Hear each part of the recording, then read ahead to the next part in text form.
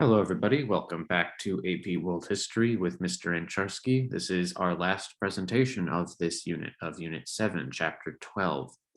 Today, we're going to discuss the civilian impact of World War II, but your bell work on the screen right now describe events leading up to World War II. So what is causing World War II, essentially? So today, we're going to focus on this topic that the College Board offers for Unit 7, and it is entitled The Character of Warfare. We're going to look at the civilian impact of the Second World War. And as you can probably tell from my voice, it is going to be a rather serious one. I'm not going to show the images that you would have seen in class, but if you have time, please go through those presentation slides, at least not in the interest of studying for the content of this class, but in interest of showing that what I'm about to talk about did, in fact, happen. So the lesson objective today: explain the causes and consequences of mass atrocities in the period between 1900 and the present. You're going to focus on World War II. But before we look at the civilian impact of the Second World War, let's just take a quick look at some scientific and technological changes during the Second World War. Well, for one thing, we are going to see an expansion in terms of science and technology during World War II, rather unprecedented in world history. And largely that's because of the scope of World War II. The Second World War is, well, the largest of these world wars, and it is going to require a lot of material and technology and ammunition and other armaments to be supplied for soldiers.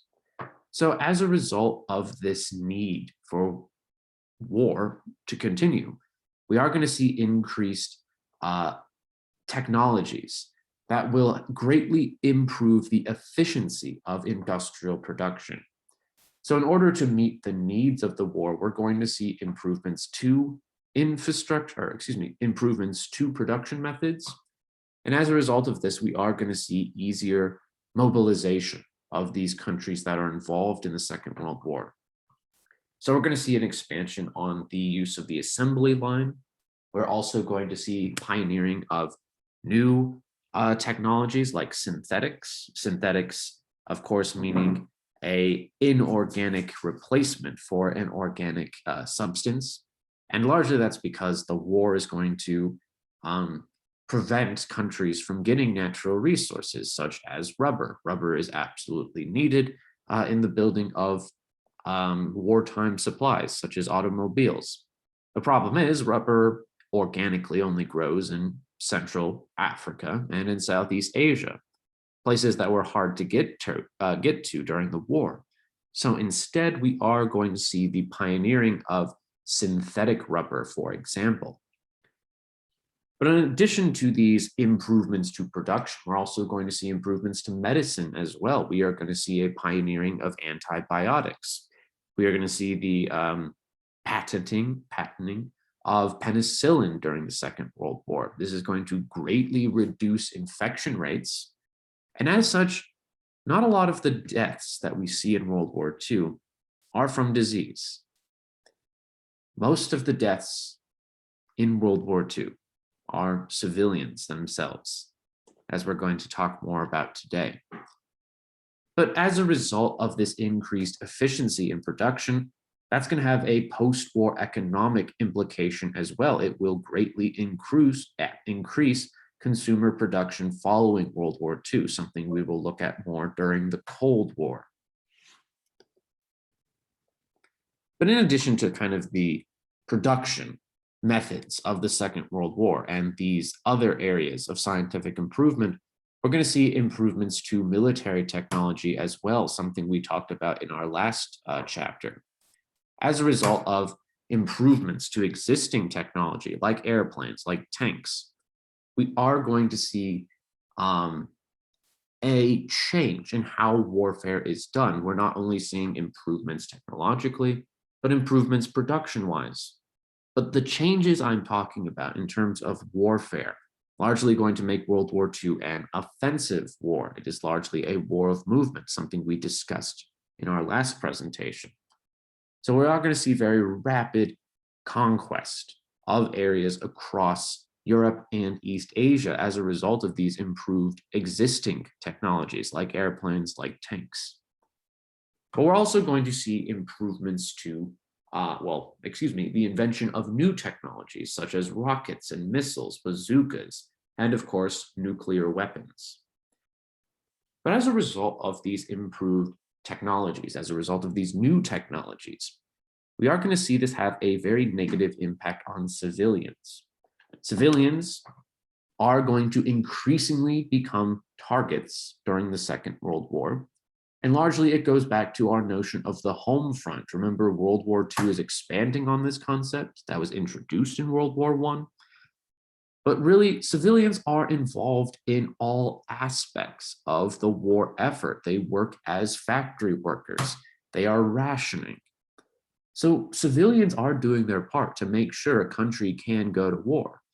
And as such, if we want to break a country's willingness or ability to go to war, we have to target civilians. That's the military rationale right there, the military justification. So again, it is to break the economic and production capabilities of a country, but it's also being used to attack the morale of a country, the willingness to continue a war. And it's for these reasons that we are going to see mass atrocities in the way of firebombing campaigns against civilian areas. We will see the destruction of cities across Europe and across East Asia. The images I have right here, the three right here, if you can see my mouse, these are places in Europe. This is, I believe, the Netherlands. It's the earliest use of napalm, a sort of jelly, petroleum-like substance that is going to basically cause a lot of fires when it's dropped. It's being targeted against agricultural production, the food needed for soldiers in order to conduct war. We're going to see that with the destruction of German cities and British cities. The German cities include places like Dresden. That's what this last image down here depicts. We're also seeing that a strategy of firebombing campaigns especially occur in East Asia, in Japan especially, something we touched upon in our last presentation. And the image right here, the before and after, that's not cloud coverage. That is literally blackened out parts of Tokyo, again, the capital. If you've seen the movie Grave of the Fireflies, it's a Studio Ghibli film, I would suggest watching it, if but to show the civilian impact of these campaigns that are targeting civilians. This is going to lead to the death of hundreds of thousands of civilians, millions actually, I should say, in the total span of the war. It's a strategy, this firebombing campaign, used not only by the Axis, but the Allies as well. So in addition to these civilian impacts from the bombing campaigns, we're going to take a look now at more specific instances of atrocities committed in the Second World War. And like I said at the beginning, it is very hard-hitting stuff, what we're about to cover. Starting out, we are going to discuss events in Germany and in occupied countries by the Axis powers in Europe. We are going to discuss the Holocaust. And the Holocaust is notable in world history. This is something you should remember because it will be on your test. It's notable because it is not the first genocide, of course, even in the 20th century. We discussed the Armenian genocide in World War I. But it is one that will be conducted by every aspect of the German government, of German society, of the German economy, largely, again, by the direction of the Nazis. So the Holocaust is really going to be an industrialized genocide, you could say. The Holocaust, of course, is this period of Nazi rule where we are going to see the targeting of specific groups around Europe. And I'm going to kind of discuss in detail why these groups were targeted. But it really goes back to these Nazi ideas of racial superiority. It goes back to Hitler and other top Nazis ideas concerning eugenics, concerning that idea of social Darwinism and racial superiority. So the Holocaust is going to target a variety of different groups that were considered Untermenschen, to quote it in German, or subhuman in a literal translation. The largest target of the Holocaust, of course, is going to be the Jewish population of Europe. Indeed, a majority of the victims, the death toll of the Holocaust, going to be Jews, the number around 6 million. Jews were particularly targeted by the Nazis because of building upon already existing ideas of anti-Semitism. Largely, Jews will also be attacked for the imagined connection between Jews and communism. Remember, the Nazis rose to power primarily on their opposition to communism. Jews are going to be blamed for much of Germany's woes, especially following the First World War, the defeat in World War I, the Great Depression that pretty soon followed it, and also the rise of communism as a political force, not only in Germany, but in the Soviet Union as well. It's for that reason that we're also going to see a lot of atrocities committed in the Eastern Front of the European campaign. So Jews largely going to be the victim of the Holocaust. About 2/3 of Europe's Jewish population will be murdered throughout the course of the Nazis' control over Germany and other occupied parts of Europe. But we also have other groups that were targeted during the Holocaust. The term that is more specific to Jews is Shoah. For the Holocaust, it's S-H-O-H, S-H-O-A-H, dang it. But we have other groups that were targeted as well during this time period. We have the Romani or Roma people. These are a semi-nomadic group of people who live throughout Europe. The offensive and outdated term is gypsy, so don't use that term. Roma is what is preferred by the Romani of today. Slavic people were also targets of the Holocaust. They were particularly considered to be only fit for slave labor. That's why we're going to see a lot of atrocities committed in Eastern Europe. But we also have other ethnic and religious minorities that were persecuted. We have Jehovah's Witnesses, a group of Protestants, largely. Why were they targeted? They were targeted because of their refusal for religious reasons to swear allegiance to any state. And if you're a Nazi, you're a fascist, you need absolute support for your state, your strong government. Polish people, especially Polish Catholics that resisted Nazi occupation, they were also targeted. But we also have kind of the earliest victims of extermination during the Holocaust. These were people with mental and physical disabilities. It goes back to this idea of eugenics, the idea of creating a quote unquote genetically pure race, people without physical or mental disabilities or genetic conditions in general. We are going to see this not only with things like sterilization, the forcible process to ensure someone can't have children, but also with outright murder. The earliest use of poison gas during the Holocaust is actually going to be against these people with physical and mental disabilities. When the Nazis come to power, they, of course, are going to target their political opponents, particularly on the left wing, communists especially.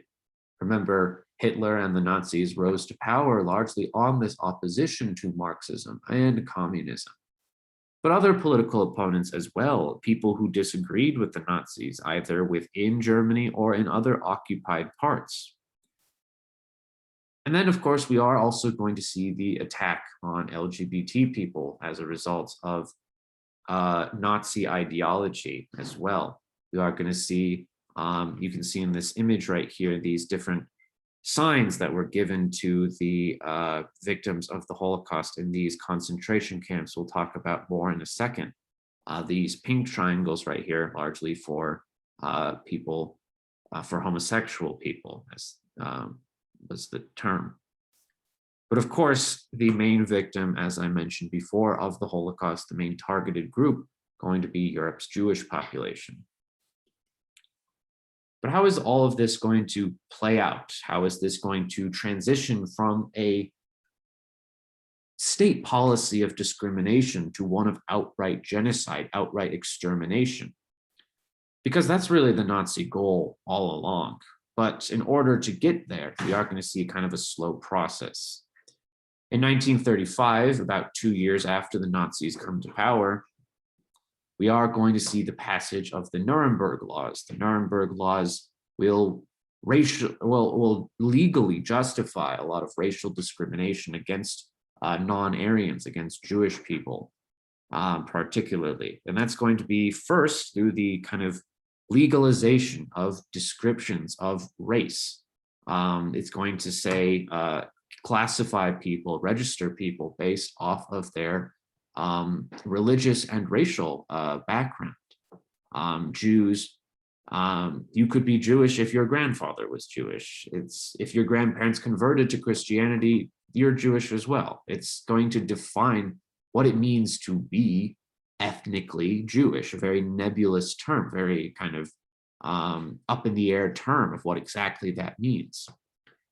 We're going to see racial discrimination, of course, along this Aryan versus Jewish lines. Jews can't participate in political and economic institutions. They are barred from social gatherings. I remember when I was young reading an account of a young boy, and he describes particularly that he wasn't allowed to go to swimming pools because there were Jewish swimming pools and there were non-Jewish swimming pools. So the Nuremberg laws are going to kind of lay the foundation for the policies of extermination that we will see later on. It certainly is creating very harsh conditions for Jews. But that's going to be intensified, even worsened, after 1938. There's an event in 1938 throughout all of Germany called Kristallnacht, or the Night of the Broken Glass. This is going to be a Nazi protest, quote unquote, that was organized by the party officials. And we're going to see Nazi gangs across Germany burn down Jewish businesses, burn down synagogues and other areas of where Jews mostly congregated. But who's going to be blamed for all of this? Well, it's going to be communists or Jews, going back to kind of tropes that were established ever since the Middle Ages, Jews looking to collect the insurance money. So as a kind of pretext to bring about political order and stability, Jews are increasingly going to be removed, relocated, I should say, first, from non-Jewish society. They are either going to be sent to concentration camps or to special parts of enclosed areas in cities called ghettos. The largest of these ghettos is going to be created after the invasion of Poland in 1939. That's going to be the Warsaw Ghetto. The Warsaw Ghetto is, Warsaw, the capital of Poland, a large Jewish population in Poland. At the time, we are going to see Jews kind of funneled into a very small part of the city of Warsaw. About hundreds of thousands live in a very enclosed area, multiple families living in the same apartment unit, not even the same apartment building. So we do see this sequestering of Jews into not only ghettos at first, but also concentration camps as well. We are going to see the building of kind of special concentration camps known as work camps. These are basically slave labor camps. And these camps, the concentration camps in general, they're going to be run by a organization known as the SS, the Schutzstaffel, the Protection Squad. It's a paramilitary organization within the German military at large. This is going to direct largely what we will see, the Holocaust. But I should note, it's not just the German government doing all of this. It is all aspects of German society that are dominated by the Nazis. We are going to see, major German corporations benefit from this slave labor. Companies you might unfortunately recognize, things like Volkswagen, Mercedes-Benz, IG Farben, Bayer, these sorts of corporations benefiting from slave labor.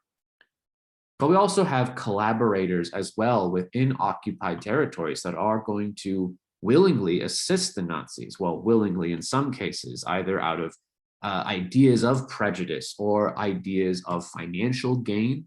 A lot of the wealth seized by, that is used to spend and fix the problems of the Great Depression, largely coming from the seizing of Jewish assets, seizing assets of victims of the Holocaust.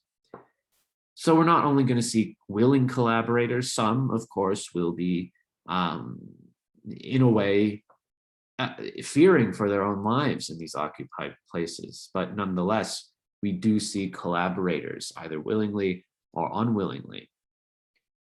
But as World War II progresses, as it kind of turns against the Nazis, we are going to see a shift in this policy of segregation and discrimination to one of outright extermination, outright murder. That's largely going to come after 1942 and the Wannsee Conference. This was a meeting of top Nazi officials to orchestrate and plan out what is known as the final solution to the quote-unquote Jewish question. This is going to be the policy of outright murder, extermination of Europe's Jews. It's going to be directed largely by the leadership of the SS under the orders of Hitler, of course, but the leader of the SS is going to be this man right here, Heinrich Himmler. And we are going to see after this conference the building of specialized concentration camps, the extermination camps, or death camps, as they're also referred to. These are places of outright murder, where the victims of the Holocaust, again, mostly Jews, going to be processed, to use a euphemism, and eventually murdered. And we're going to see these camps, and I have two images right here. These are pictures of Auschwitz, the largest of these concentration camps.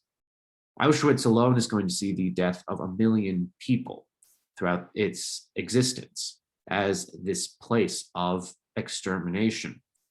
Auschwitz is a very large concentration camp, about 40 sub-camps within this huge complex.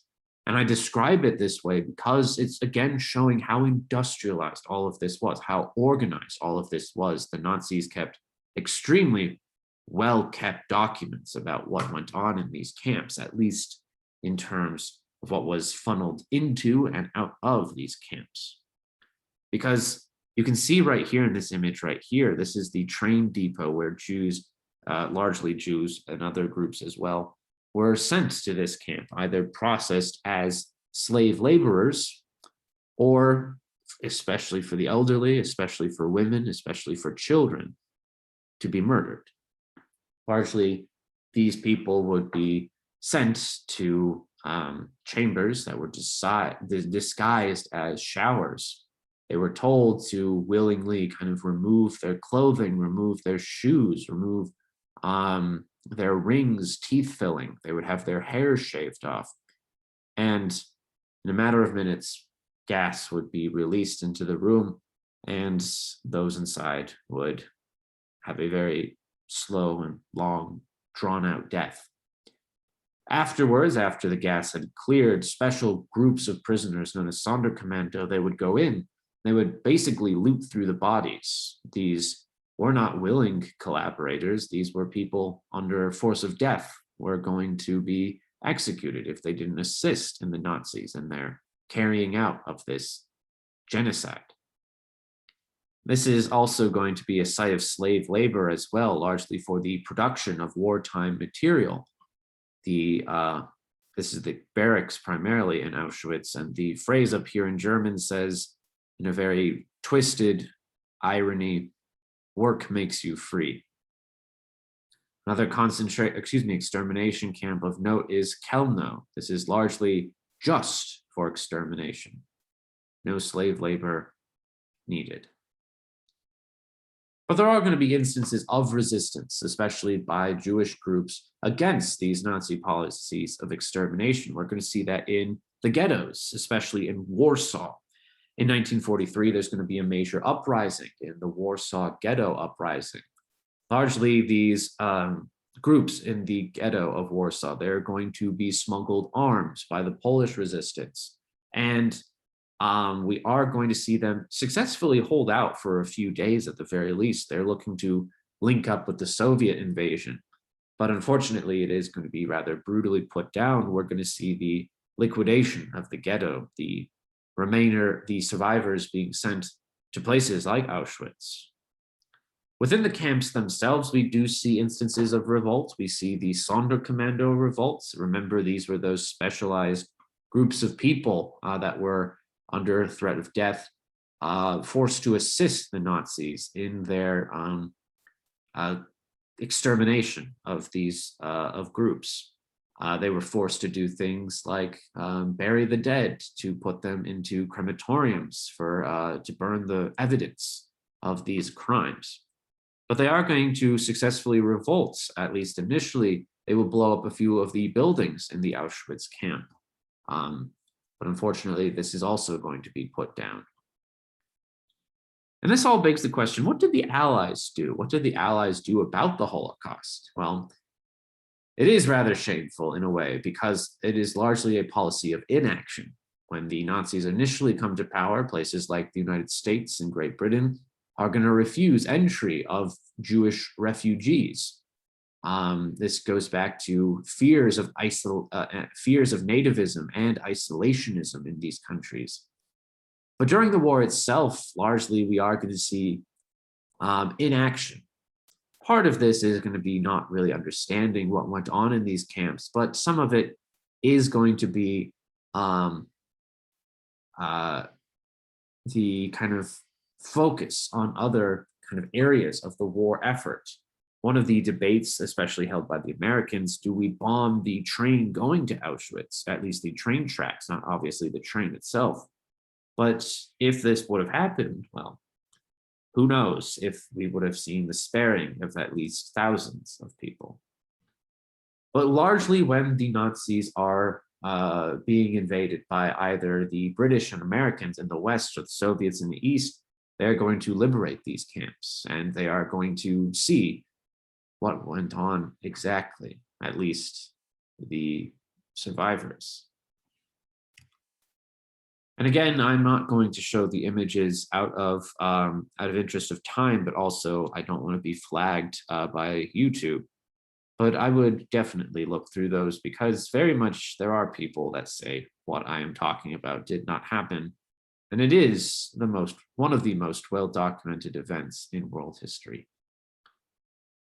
But there are other crimes committed by the Nazis, and some of these overlap with the Holocaust. We are going to see the mistreatment of prisoners of war. Western Allied prisoners of war, they are going to be brutally treated, don't get me wrong, the British and Americans and French resistors. But in accordance with these ideas of racial superiority, especially this targeting of Slavic people, Soviet prisoners are going to be especially brutalized during World War II by the Nazis. You can see in this image right here of Himmler, the architect of the final solution, observing an emaciated Soviet prisoner of war. And the invasion of the Soviet Union itself can be considered a war crime in it of itself, because of the vast amount of destruction the Nazis will unleash upon Soviet citizens. Largely, in many ways, kind of people who already suffered under the brutal regime of Joseph Stalin. About 14 million deaths, civilians, can be attributed to the invasion of the Soviet Union. And this number is not often included in the Holocaust. The Holocaust tends to just be those processed, and I hate using that word, in concentration camps or murdered by the SS. So this is just by the German army, not even the SS. We're also going to see a very twisted perversion of science, during the Second World War, during the Holocaust. We are going to see human experimentation, largely directed by this man right here, Joseph Mengele. He was particularly interested in twins, young children especially. And I don't want to detail what exactly was experimented on, but it was, needless to say, extremely brutal. Mengele actually is one of these Nazis, as we're going to see in a second, that is not going to be tried for war crimes because he escapes. He goes to Brazil and he lives contented until the 1970s when he dies of a heart attack. But what is the impact of all of this brutality that I just mentioned? What are the consequences, you could say, of this atrocity? Well, for one thing, we are going to see the architects of the Nazi party, of the Nazi war effort being held accountable, at least some of them, during the Nuremberg trials. The Nuremberg trials, they are going to set the standard of how war crimes and other acts of genocide are going to be prosecuted by the international community in a criminal proceeding. Largely, this is going to see, some coming to justice, some will be executed, some given prison sentences, although I should note that some of these prison sentences included kind of laughable lengths of only a few months in some cases. And yet, some Nazis are going to escape either through suicide, Hitler, of course, and Himmler, they will commit suicide and escape justice. But we also have Nazis that will escape from Germany itself. They will disguise themselves under different names as refugees. And some of them are going to go to the welcomed arms of Latin America. Remember, Latin America is also going to see a lot of authoritarian governments that were sympathetic to the Nazis, at least in ideology, if not in practice. So we are going to see Nazis escape to places like, Brazil, Argentina, Chile. We also see Nazis that are willingly incorporated into the United States and into the Soviet Union. We are going to see Nazi scientists especially flee or be picked up by the United States. A lot of the early space program that will be pioneered by the United States is going to be filled with Nazis, or at least former Nazis, if you can say that they truly recanted their Nazi beliefs, people like Werner von Braun in the United States. Similar things in the Soviet Union as well. But the true impact of the Holocaust goes to the targets of the Holocaust. The Holocaust is going to see, in general, the death of 13 million people. This is largely the targets who were processed through these concentration camps or murdered by the SS in other ways. And again, the largest count is going to be Jewish people. 2/3 of Europe's Jewish population will be murdered throughout the course of the Holocaust, throughout the period between 1933 and 1945. It's only recently that these kind of pre-war levels of the Jewish population of Europe have actually been met. But the large-scale targeting of Jews is going to have an international impact. It is going to increase sympathy, if not support, for the idea of Zionism, the idea that Jews should have a homeland, ideally in the Middle East. So we are going to see by 1948 increased Jewish refugees going to what will become the state of Israel. And in 1948, the United Nations is going to partition this land into, I'm going to go to this slide real quick, into areas controlled by local native Palestinian Arabs and these new Jewish Israeli refugees. So we're going to see the founding of the state of Israel and of Palestine as well. But largely, this is going to come at expense of Palestinian Arabs. We are going to see a series of conflicts between Palestinian Arabs and their neighboring Arab allies against these US and UK-backed Israeli settlers. And largely, we're going to see large chunks of Palestinian land being seized by Israel. And we are going to still see occupation of Palestinian land even today. That's a very sore area of discussion and something we'll talk about more in our next unit. So the Arab-Israeli War, this initial kind of conflict between Palestinian Arabs and Israeli settlers. largely Jewish settlers. So even though the Holocaust is going to lead to the creation of this kind of safe haven for Jews, but it is coming at the expense of the people living in Palestine. So I set this up as a two-part presentation over 2 days because I wanted us to look at those images that I unfortunately am not going to show right now. So the second part of bell work, what you should also have this week, what are some causes and consequences of mass atrocities in World War II? You have at least two to look at, either the bombing campaigns or the Holocaust. But there are other atrocities that will be committed in the Second World War. We are going to turn our attention now to East Asia and to the Japanese invasion of China and other parts of Southeast Asia. And the war crimes committed by the Japanese military are extensive. And why are they consequential? Well, largely Japan has not formally apologized for some of the stuff that I'm about to talk about. It's going to cause a lot of tensions within East Asia, especially between China and Japan, between the Korean countries, not only North and South Korea, but also of places like Vietnam and Myanmar. Vast amounts of places that will be impacted by these military atrocities, but not a lot of justice actually achieved.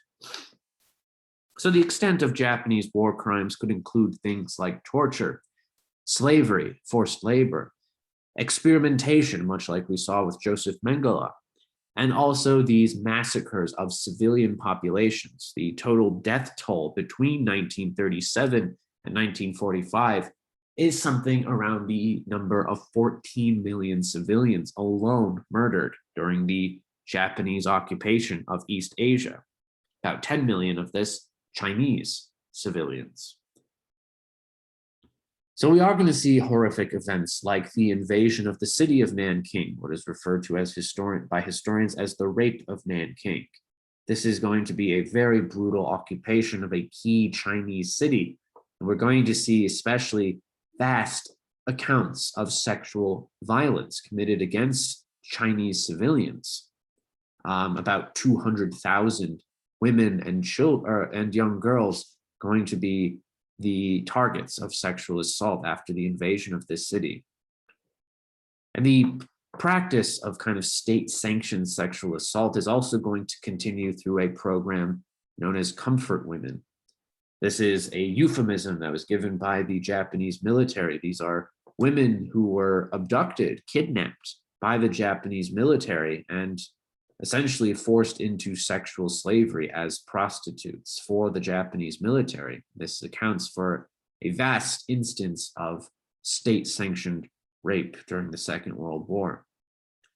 But we don't just have these brutal attacks on civilians. We also are going to see the extremely poor treatment of prisoners of war in the Pacific Theater as well, and the so-called Bataan Death March. This was a mass relocation of American and Filipino prisoners of war in the Philippines.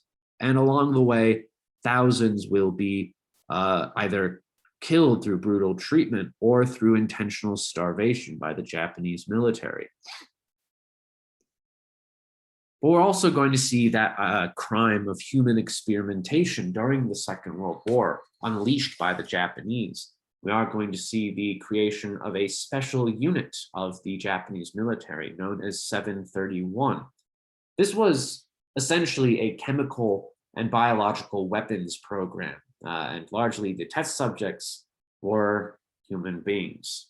They included groups like prisoners of war. They included criminals within Japan and within occupied territories. They include political opponents, generally anti-Japanese groups in East Asia. They also included pregnant women, elderly people, children even. It's largely going to be directed by this man right here, the leader of this unit, the director of this program, Shiro Ishii. And the vast extent of human experimentation could include things like weapons testings on unarmed prisoners. It could include things like forced amputation. It could include forced vivisection, the essentially dissecting of a human being while they're still alive to see how their organs worked, often in response to chemical and physical trauma. The intentional giving of diseases to prisoners of war, to children, things like syphilis and gonorrhea. And this was often done through, again, state-sanctioned sexual violence. But in reaction to all of these crimes, we are going to see an equivalent of the Nuremberg trials emerge after the Second World War, something referred to as the International Military Tribunal for East Asia. But much like the Nuremberg trials, we aren't going to see a lot of the high-ranking officials, at least kind of the ones carrying out the most brutal of these atrocities, being actually tried and convicted of these war crimes. Part of that is going to be largely because the United States, in the atmosphere leading to the Cold War, is not looking to alienate Japan as a potential ally in the struggle against communism. We're going to see the emperor of Japan, even though he was the leader, the head of state of Japan, he's not going to be charged with any criminal action. We're also going to see accusations that people were just making this up, especially Chinese communists. And again, this is in the atmosphere of this emerging Cold War, this tension between communism and capitalism.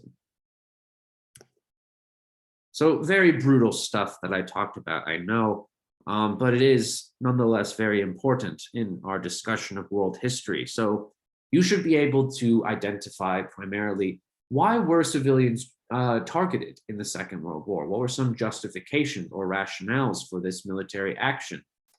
What are some causes of the Holocaust? And what are some impacts of German and Japanese war crimes? I will be right back.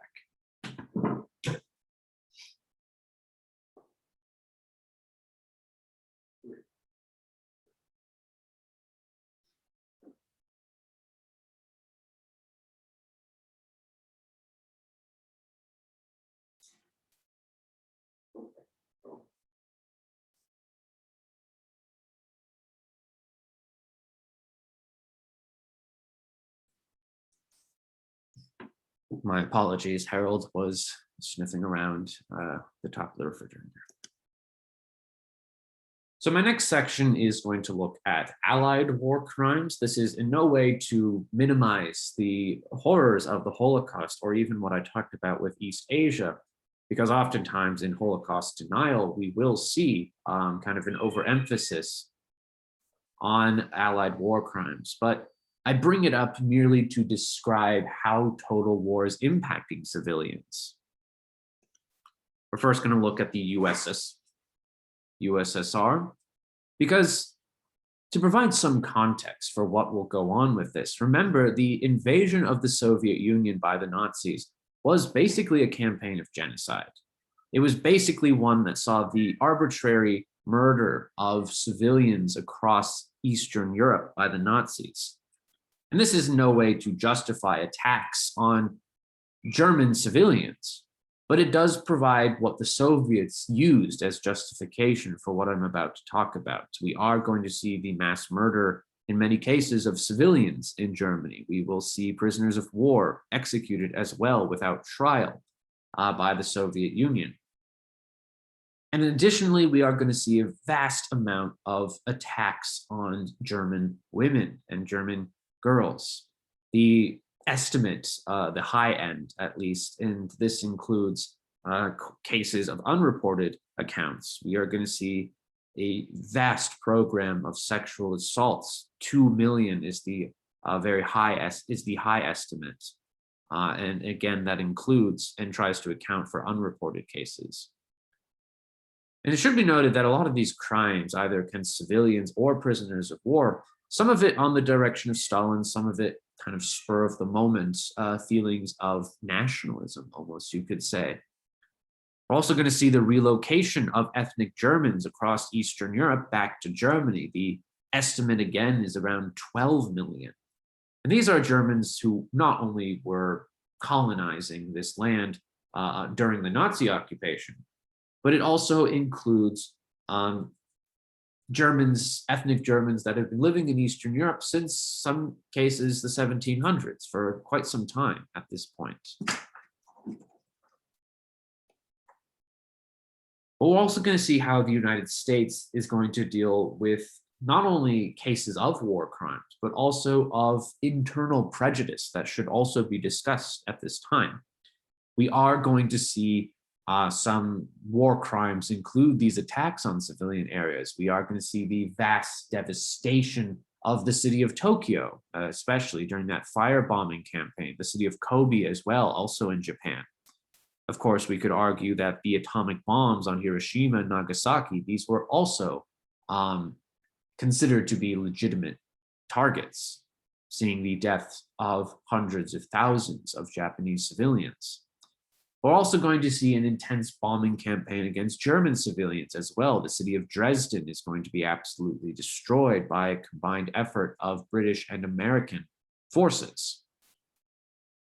But in addition to these kind of war crimes, the US will also mistreat prisoners of war. They will also see instances of attacks on civilians on the ground level even. But we're going to pay attention mostly to internal prejudice within the United States during this time. And one of the instances is going to be the internment of Japanese Americans. We are going to see the imprisoning of Japanese Americans in what are referred to as internment camps. These in no way are like the concentration camps in Nazi Germany, but they are going to have the forcible imprisonment of Japanese people, of people of Japanese descent rather, in places often without trial. And the justification for this, I'm going to just skip ahead for a second, can kind of be shown in this cartoon right here. You might recognize the author, Dr. Seuss, Theodore Geisel. But largely, why were Japanese Americans targeted? Well, because of already existing prejudices of people from East Asia, especially from Japan. And that's going to be intensified when the enemy of the United States is Japan. The image right here, of course, we see caricatures of Japanese Americans. They are being given dynamite by a saboteur in the United States, and they are waiting to unleash this bombing campaign against Americans, according to Dr. Seuss. So as justification for all of this internment, we are going to see the imprisoning of Japanese Americans. This is something that the American government will apologize for, and we will see financial aid being given to Japanese Americans as early as the Reagan administration. But we're also going to see targeting of Hispanic and African Americans as well. And we're going to see that largely as a result of demographic changes in the United States. We are going to see, in order to provide for the war effort, a mass migration, not only of immigrants from Central America, primarily Mexico, but we're also going to see African Americans largely move from the South to the industrial North during World War II out of economic opportunity. And in reaction against these shifts in demographics, white native workers, they are going to unleash violence against these migrant groups of people. We're going to see this in race riots, so kind of violence between whites and ethnic and racial minorities. We're going to see this in places like Chicago and New York City, but also in Los Angeles in the so-called Zoot Suit riots. This is a targeting, an incident of violence between Hispanic workers and white workers as well, white sailors also on leave during World War II.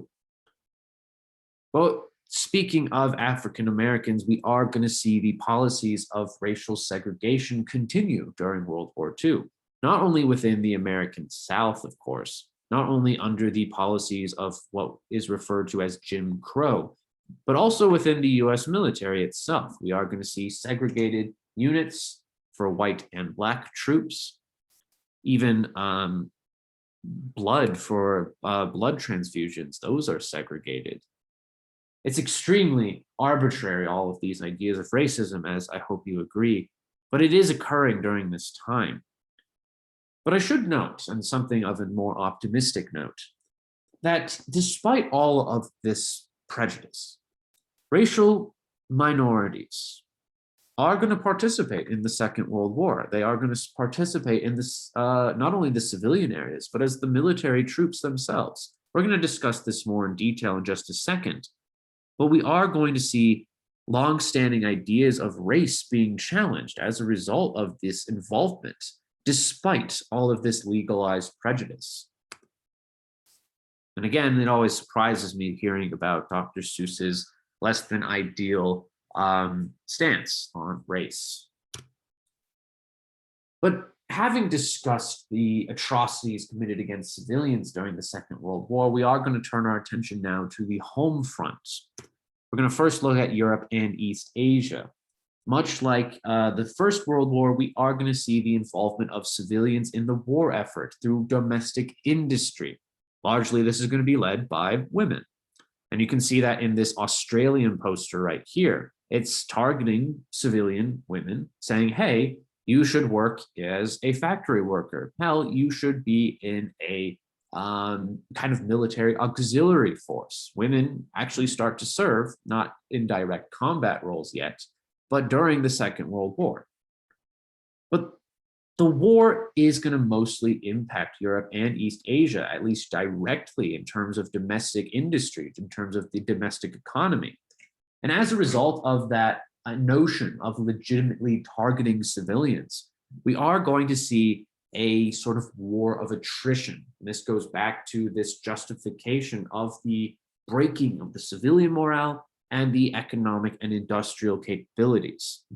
So attrition essentially weakening, wearing down the willingness and ability to wage war. And really, as a result of all of this notion of a war of attrition, we are going to see mass casualties across the world. The three hardest hit countries going to be the USSR. China is going to be the first in terms of civilian and military casualties. The USSR is number 2. Germany also up there in terms of how it is going to see a massive loss of civilian life, not only through things like the Holocaust, but also in these bombing campaigns as well. And again, we do see civilians being used as legitimate targets during World War II. We are seeing these bombing campaigns that we mentioned before, and I've mentioned extensively. We are going to see the intentional destruction of industry and agriculture. That's going to have long-lasting economic impacts. And this is seeing really an economic power vacuum of who is going to be on top. Is it going to be the United States, or will it be the Soviet Union? Again, some Cold War tensions already starting to emerge. But as a result of World War II, we're going to see an increase in post-war refugees, people fleeing the chaos of Europe and East Asia, going to live in new places. This is going to be something that we'll see in the United States and in Canada, Australia. But we're also going to see refugees of Jews going to this newly created Israel. Use of state propaganda, of course, is also going to be utilized in the Second World War as it was in the First World War. But we're going to turn our attention now to the United States, the greatest country ever, to introduce some levity to what has otherwise been a very sad presentation. But besides Pearl Harbor, besides some islands in Alaska, largely the United States is not going to be directly impacted by World War II, at least in terms of civilian centers. Actually, there is one case of a Japanese saboteur that was dropped off in Oregon to start forest fires. He was quickly captured, however. But I mentioned that only to kind of underscore how little the war impacts the American mainland. And as such, US industry, US agriculture, not going to be impacted by the war. It's for this reason that the United States will emerge as such a powerful post-war country in terms of the economy, in terms of its military. And really, the Western Allied cause couldn't have been won without US production ability. And really, the wartime economy that we're going to see during the Second World War, we are going to see this really solve the Great Depression. The Great Depression ends because of this mass production required in World War II. One of the major problems in the Great Depression was unemployment. But now that you need everybody involved in the war effort, this is going to greatly reduce unemployment. Unemployment is at like 2% during World War II. It's insane. So we are going to see this mass coordination of all aspects of the American economy, largely under the direction of President Franklin Roosevelt, FDR. So we're going to see cooperation between government and big business, primarily companies like General Motors and Ford. They're going to turn out not automobiles during the war, but tanks and jeeps for military use. I can't remember the exact statistic, but the United States is going to produce an airplane every minute and a tank, or excuse me, and a battleship every day. That's how intensely coordinated all of this government, or excuse me, all of this production is during World War II. So we're going to see mass employment. We're also going to see the creation of new industries, of military-specific industries like Honeywell, like Raytheon, things you might recognize today. But as a result of full employment, as a result additionally of increased labor union participation, an increase of social welfare programs, we're going to see massive, massive economic prosperity from this constant production during World War II. And it's really kind of scary for individuals, at least economists, because that's all great and good when the war is going on. What happens when the war is over? Well, kind of to continue that economic prosperity, we are going to see increased federal spending on the defense industry.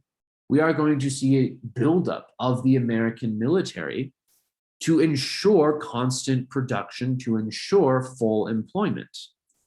And largely, we are going to see the rise of the military industry. We are going to see the importance of this military industrial complex, which really describes that relationship between military industry and the military itself in conducting kind of domestic and foreign policy. We'll talk about, or well, not necessarily guaranteed with me, but you'll discuss this more in your APUSH class next year. But really understanding that there is a very close relationship between the military and big business in the United States. That's going to be something we will deal with more during the Cold War, a time when we see the buildup and improvement of the American military to fight in a potential, again, potential war with places like the Soviet Union. It's never going to happen, thank God, as we'll talk about later on, but the potential for this military conflict. What are other changes in the US that we are seeing? Well, of course, we see the use of state propaganda, and that's going to be expressed most famously in this image right here. We can do it. Rosie the Riveter. It's largely appealing to new groups of people to become involved in the United States military, and economic, industrial production, I should say. But more importantly for us is that we are going to see a lot of social changes within the United States as a result of World War II. For those reasons I mentioned on our previous slide, as a result of increased labor union participation, as a result of higher kind of social welfare programs, as a result of full employment, we are going to see an expansion of the American middle class. We are seeing class mobility, and we're also seeing people have money to move where they want to. We are going to see increased geographic changes, demographic changes. We're going to see people moving to the Sun Belts, to places like California, the American Southwest. Tucson sees a population explosion during World War II and after World War II. And unfortunately, also Florida as well. My apologies to all my Floridians out there. But we're seeing class mobility. We're seeing demographic changes in terms of geographic mobility.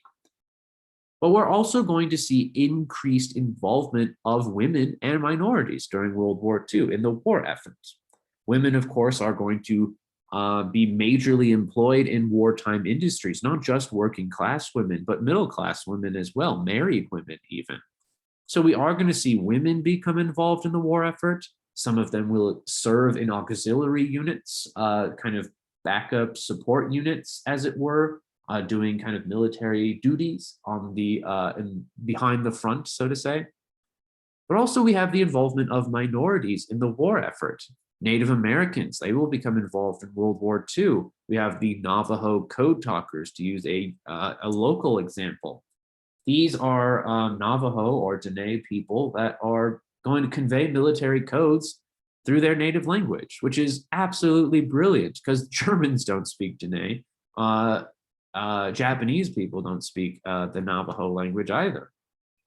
So we have the involvement of Native Americans. We have the involvement of African Americans who are going to serve with distinction and without recognition, really, until kind of recently, in segregated units.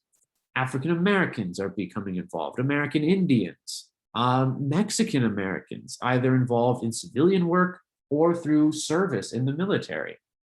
We're also going to see Japanese Americans, even though they were intentionally targeted through Japanese internment, they're also serving in the war effort. So we have different groups of people who traditionally have not been in power or have not had a lot of economic visibility, political visibility. Minorities like Native Americans, minorities like African Americans and Japanese Americans, and I mentioned Mexican Americans, but also women. And kind of in recognition of this intense support that these groups of people gave for the war effort, they're starting to say, hey, maybe we deserve more. Maybe we deserve more in the way of social and political equality. So we are going to see a rise in civil rights movements for women, for Native Americans, for African Americans, for Hispanic people, for Asian Americans. So in order to kind of compensate for all that wartime prejudice that we talked about, we are going to see an increased demand for full civil rights by these minorities and by women. We are going to see a rise of a feminist movement, of African American civil rights, Hispanic civil rights, Native American civil rights. Something, of course, you'll discuss more in your APUSH class next year. We'll also briefly discuss it in this class as well in the global 1960s. And we are going to see some successes actually as early as the late 1940s. We are going to see the desegregation of the US military. So in order to come up against long-standing prejudices, we are going to see the start of civil rights movements in the United States. And I should also notice that the Holocaust also had an impact on all of this, because when these camps were liberated, it's very noticeable that all of this policy of racism, of racial segregation, it led up to something like the Holocaust.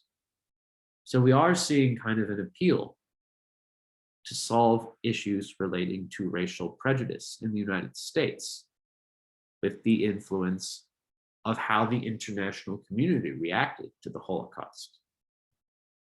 So I started out with the negative, depressing subject, the Holocaust, and we ended up with civil rights. So I guess we did progress. We did see, in a way, the consequence of these mass atrocities being used to justify new burgeoning civil rights movements in reaction of this idea that this should never again happen. So you should be able to identify how civilians participated in World War II, not only in terms of the war effort, but maybe even how they were targeted during the war as well. And you should also be able to identify some changes within the United States as a result of World War II. So I know a very difficult lesson. Thank you for your time, and I hope you have a great rest of the day. Thank you.